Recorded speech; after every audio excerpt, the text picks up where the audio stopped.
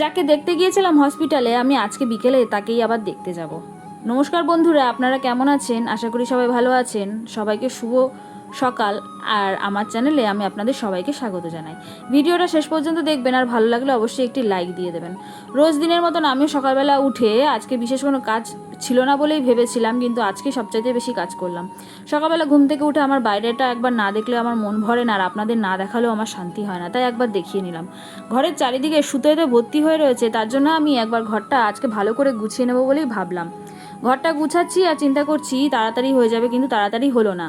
তারপরে স্নান করে উঠে আমি খেতে বসে গেলাম। খেতে খেতে আমি দেখছি বড়া আর একটু মা তরকারি রান্না করেছে, আর পাশের বাড়ির থেকে আমাকে দিয়েছে এক বাটি মাংস। আমি না মাংসটা পেয়ে আজকে দুপুরে খুব তৃপ্তি করে খেয়েছি, আর খুব ভালোও হয়েছে আজকে মাংসটা। জানি না কেন আজকে আমার বেশি স্পেশাল লেগেছে। বিকেলবেলা বেরিয়ে পড়লাম। এই দেখো সুন্দর লাগছে আমার, আজকে অনেকদিন পর বিকেলবেলা বেরোনো হলো। এখন আর ঘর থেকে বেরোনোই হয় না সেরকম। আর বেরিয়ে যাওয়ার পথে এই রকম একটা দোকান পড়ে, যে দোকান থেকে আমি বারবার খাবার খেয়েছি এবং পূর্বে বহুবার খেয়েছি খাবার, এবং অল্প দামে না এখানে বেশ ভালো পাওয়া যায় খাবারগুলো। আজকে আমি খাবার নিয়ে গিয়ে বাড়িতে যখন গিয়ে ঢুকলাম দিদার বাড়িতে, দেখলাম দিদা বেশ মজায় আছে, খুব সুস্থ আছে, ভালো আছে। তোমরাও সকলে ভালো থেকো।